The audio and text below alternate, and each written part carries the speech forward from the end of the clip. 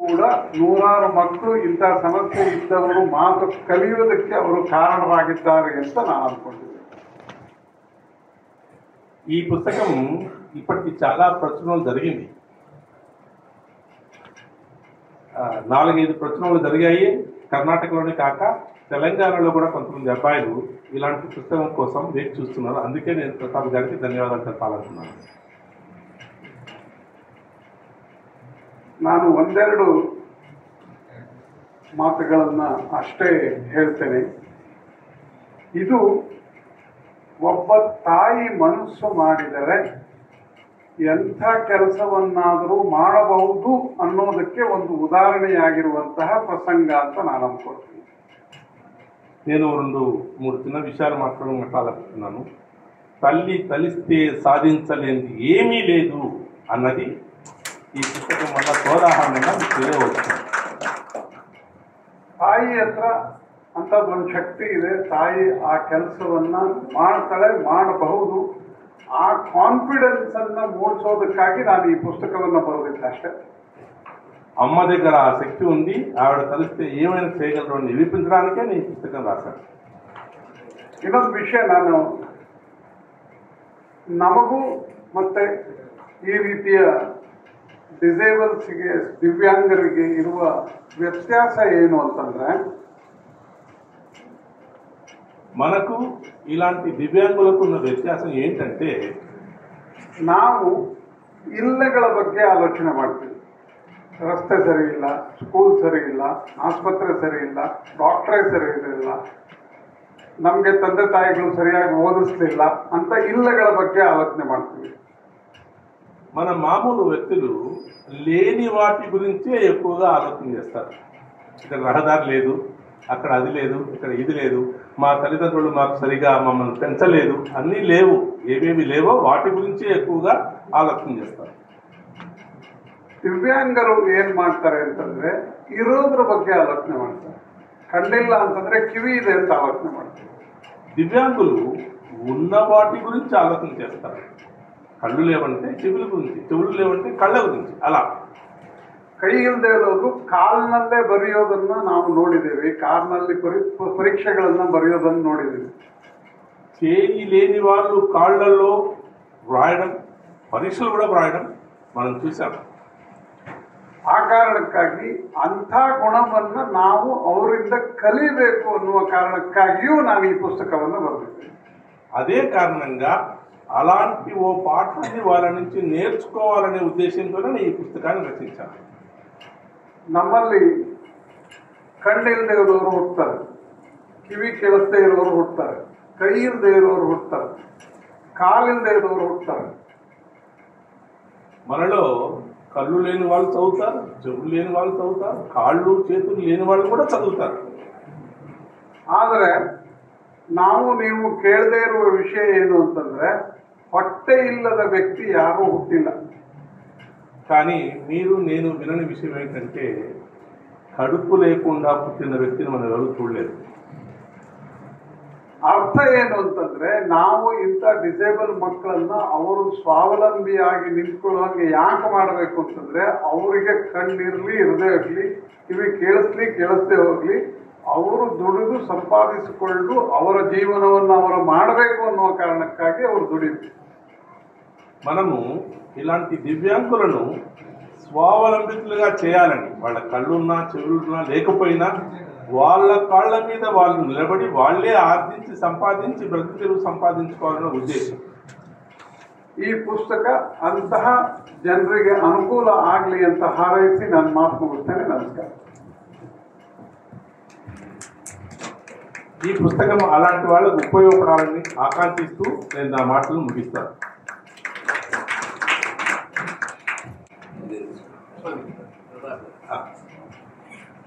శ్రీ తనికెళ్ళ భరణి గారికి వేరే కార్యక్రమం ఉండడం వల్ల కాస్త త్వరగా నిష్క్రమించాల్సి. ఒక్క నిమిషం, భరణి గారు వెళ్లే ముందర మీలో కొంతమందికి తెలిసి ఉండొచ్చు, లేకపోవచ్చు, ఇటీవలే విఎస్ యూనివర్సిటీ వారు ఆయనకి గౌరవ డాక్టరేట్ ప్రదానం చేశారు.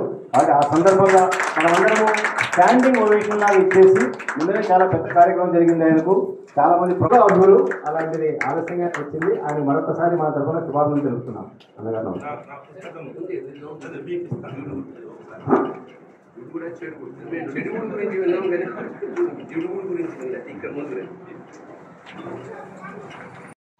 ఈసారి శివతత్వాలు ఇది పెట్టచ్చు. అదేమో 3 వచ్చేవి, అది కూడా వెళ్ళలేదు. కూడా ఇది వెళ్ళలేదు. కొత్త పదాలు నేర్చుకున్నారు. 2 కొత్త పదాలు.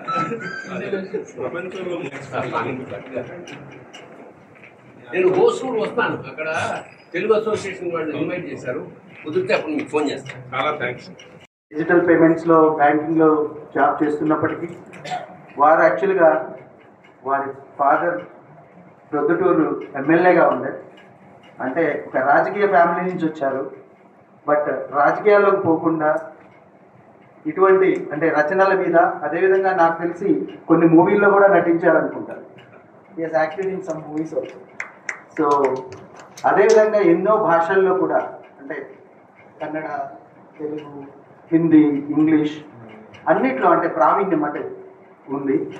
సో వారు అసలు ఎన్నో బుక్లు అంటే రాశారు. తెలుగులో దీన్ని అనువదించడం, ఇది చాలామంది తెలుగు రాష్ట్రాల్లో, అదేవిధంగా ఇతర రాష్ట్రాల్లో, ఇతర దేశాల్లో ఉన్నటువంటి తెలుగు వారికి కూడా ఇది ఉపయోగపడుతుంది. చాలా అంటే ప్రతాప్ గారు నన్ను పిలిచినప్పుడు, సార్ మీరు రావాలంటే నేను తప్పకుండా వస్తాను ప్రతాప్ గారు అని చెప్పాను. సో రావడం జరిగింది. యాక్చువల్గా నేను ఫస్ట్ ప్రతిని అందుకోవటం అనేది నా అదృష్టంగా భావిస్తున్నాను. Thank you so much sir. So అదేవిధంగా రామ్ సుబ్బారెడ్డి గారు ఇప్పుడే వస్తున్నారు. వారు కూడా ఈ మధ్యనే నాకు పరిచయం అవ్వడం జరిగింది. ఒక మంచి వ్యక్తి ముంబైలో వారి ఒక క్లినిక్ ఓపెనింగ్లో పరిచయం కావడం జరిగింది. హనుమంతరాయుడు గారు అందరి మధ్యలో మనం ఇటువంటి ఒక మంచి బుక్ని రిలీజ్ చేయడం అనేది చాలా సంతోషం కలిగిస్తుంది. ఈ అవకాశాన్ని కల్పించినటువంటి ప్రతాప్ గారికి ధన్యవాదాలు తెలుపుకుంటూ విరమించుకుంటున్నాను. Thank you so much. మానవతా విలువలు ఉన్న తనికెళ్ళ భరణి గారు వెళుతూ నిరంజన్కు చిరుకానుక అందజేశారు. నిరంజన్ వేదిక వెళ్ళే పాప డాక్టర్ రామ్ సుబ్బారెడ్డి బర్నీ గారు కారులో నాకు ఇచ్చి వెళ్ళిన వెంటనే నిరంజన్కి ఇది మెడలో వేయాలి అని చెప్పేసి ఆయన నాకు ఇచ్చారు. నిరంజన్ ప్లీజ్. నేను ఈ కొడబేకంతా భరణి ఎవరైనా కొట్టిదారప్ప నిరంజన్. వాళ్ళ నాన్నగారు కూడా వస్తే భరణి గారు వేయాలనుకున్నారు. ఆయన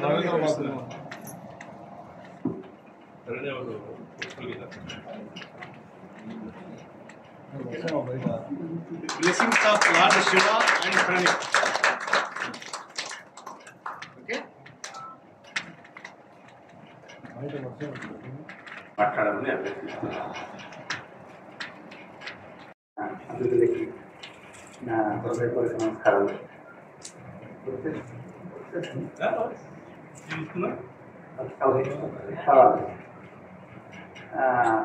పుస్తకావిష్కరణకి నేను రోజు ప్రేక్షకుడిగా వచ్చాను. ప్రతాప్ గారు నన్ను తీసుకొచ్చి అతిథుల్లో కూర్చోబెట్టారు. సో నేను ఎప్పుడు సభను ఉద్దేశించి ప్రసంగించి ఇంతవరకు ఎప్పుడు చేసింది లేదు. సో అందరికీ హృదయపూర్వక నమస్కారాలు.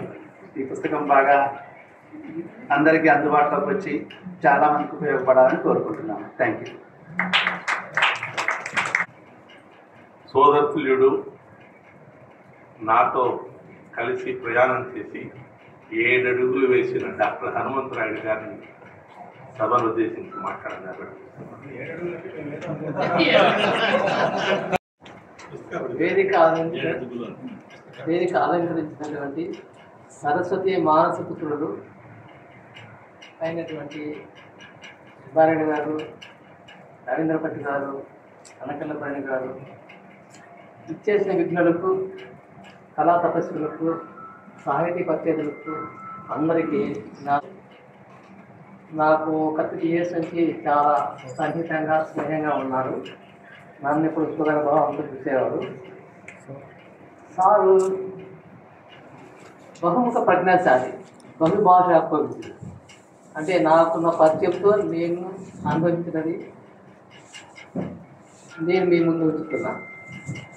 ఎలా అంటే సార్ అంటే ఇంగ్లీష్లోనూ రాయగలడు, తెలుగులో రాయగలడు, కన్నడంలో రాయగలడు, హిందీలో రాయగలడు. Sir already Ram Subbareddy psychiatrist, famous psychiatrist from Vijayawada, he my junior in college. Sir already బుక్లో ఉండే విషయాలన్నీ మొత్తాన్ని విశదీకరించి చెప్పేశాడు. మీకు నాకేం మిగిలించలేదు, కానీ కొత్త మిగిలించింది అది మాత్రమే చెప్పదలుచుకున్నా. ప్రతాప్ రెడ్డి గారు ఆకాశవాణిలో చాలాసార్లు digital banking, reserve bank rules, ATM దగ్గర జరిగే అవకతవకలు, వీటన్నిటి గురించి చాలాసార్లు ఆకాశవాణిలో ప్రసంగించారు. అంటే అటు టెక్నికల్ ప్రాబ్లమ్స్, ఇటు సాహితీపరంగా ఎన్నో పుస్తకాలు రాయడం, ఇవన్నీ చూసిన తర్వాత సార్ను సర్వకళా వల్లభన్ అని చెప్పడం తప్పు లేదని నేను అనుకుంటున్నా. సో ఈ సర్వకళా వల్లభన్ సారు నాకు ఏమి చేశాడంటే, నేను రిటైర్డ్ అయిన తర్వాత నేను ఆఫ్టర్ పీడియాటిక్స్ వచ్చాను. చిన్న పిల్లలతో ఆపరేషన్ చేసేవాడిని.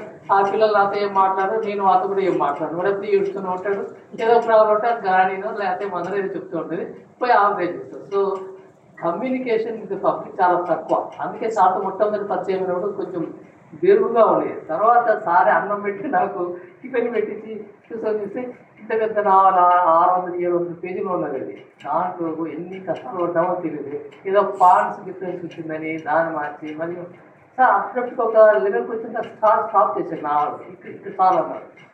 అర్థం కాదు ఏంటి సార్, సెకండ్ హీరో కథ ఏంటంటే సెకండ్ హీరో చదివిన వాళ్ళు అర్థం చేసుకుంటారు అన్నారు. అది ఆ ముగింపు అనేది నాకు చాలా మంచి పేరు తెచ్చింది. చాలామంది చెప్పారు ఎక్సలెంట్గా ఉంది ముగింపు అన్నాడు.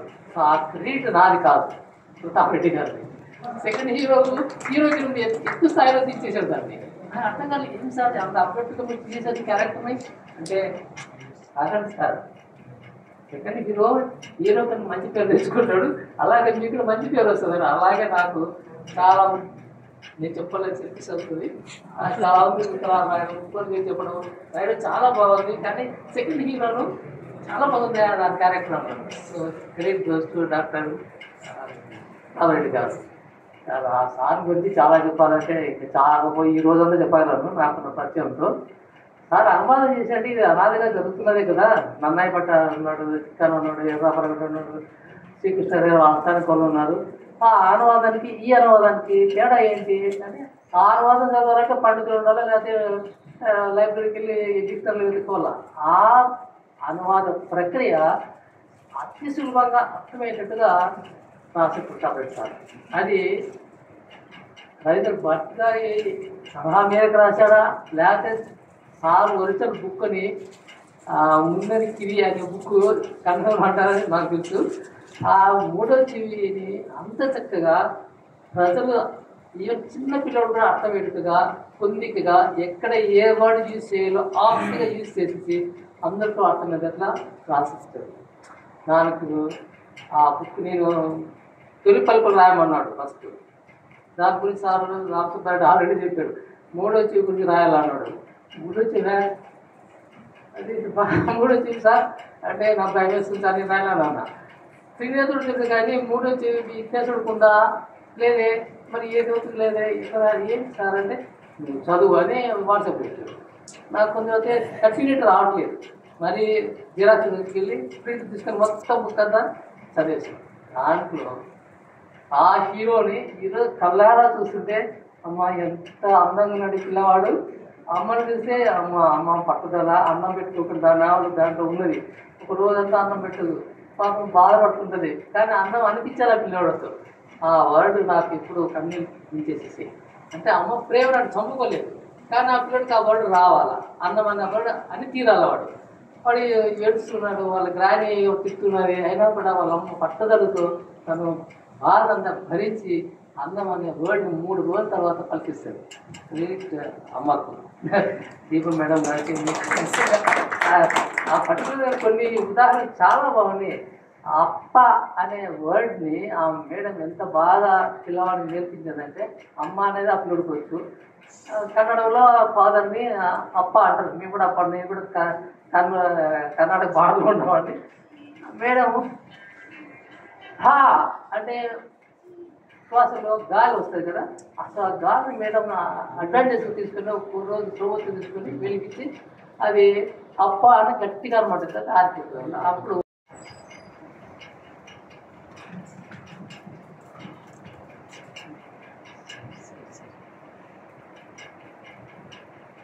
మాటలు రాకున్నా సాధనతో పుట్టు చెవిటివాడైనా సరే నేర్చుకొని హరిభంజనుడైన నిరంజనుడు ఇంట్లో అలాంటి ఒక అబ్బాయికి సతతము సాధన చేయించి ఇంటికి దీపం ఇల్లాలి అన్న దీపాభట్టి గారు కేవలం తన కొడుకు కోసమే కాకుండా పలువురు అలాంటి దివ్యాంగులకు ఉపయోగపడే విధంగా పుಸ್ತಕವನ್ನು ಬರೆದಿರುವ ಶ್ರೀ ರವೀಂದ್ರ ಭಟ್ಟರು ಇವರಿಗೆ ನನ್ನ ನಮವಾಗ.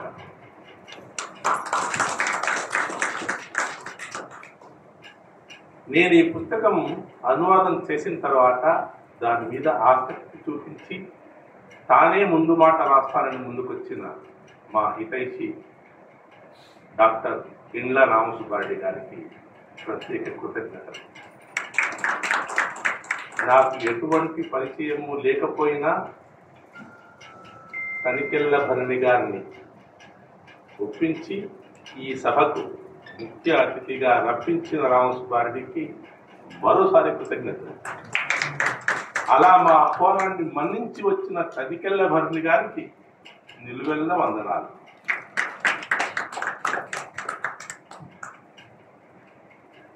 తాను మలిమాట రాస్తానని హనుమంతరాయుడు గారు పుస్తకం 5-6 సార్లు చదివి క్షుణ్ణంగా దాన్ని మరి ఏదో పాఠ్యాంశం లాగా పరీక్షకు ప్రిపేర్ అయినట్టు దాని గురించి చదివి మలిమాట రాయడం డాక్టర్ హనుమంతరాయుడు గారికి నా కృతజ్ఞత.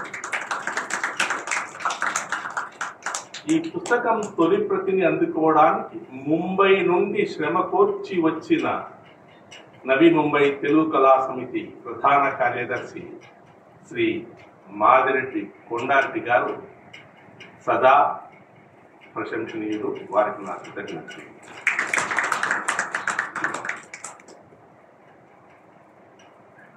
ఇవాళ ప్రేక్షకుడిగా వచ్చిన మాకు అండగా నిలిచిన మహతి కమ్యూనికేషన్స్ రామకృష్ణ గారికి ప్రత్యేక కృతజ్ఞతలు.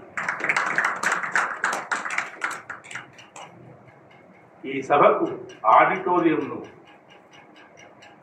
అలకేట్ చేసి నేను 2 సార్లు అడిగితే 2 సార్లు ఇచ్చిన తెలంగాణ స్టేట్ భాష మరియు సాంస్కృతిక శాఖ నిర్దేశకులైన మామిడి హరికృష్ణ గారికి నేను చిరరుణి.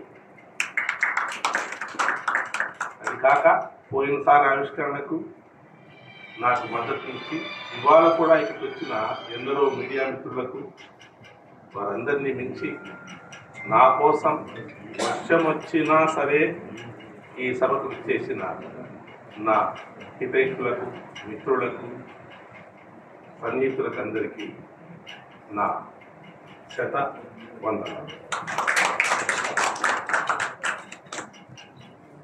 ఇంతటితో ఈ సభ ముగిసింది. దురదృష్టవశాత్తు ఇవాళ deaf and dumb school principals 3 రావాల్సి ఉంటే 3 రాలేకపోయారు. ఫోన్ చేశారు, వర్షం వల్ల ఎక్కడెక్కడో ఆగిపోయారు. పర్వాలేదు, మీలో ఎవరికైనా అలాంటి వాళ్ళు తెలిసి ఉంటే లేదా అలాంటి వాళ్ళ పరిచయం ఉంటే మాకు తెలిస్తే వాళ్ళకి మేము పుస్తకాలు ఉచితంగా పంపిస్తాం. మా అన్ని సమావేశాలకు మా గురుతుల్యులు, మా ఉత్సాహానికి చిరునామా శ్రీ సమ్మట నాగమల్లేశ్వరరావు సానాన్న సార్ వారికి ప్రత్యేకమైన వందనాలు. ధన్యవాదాలు.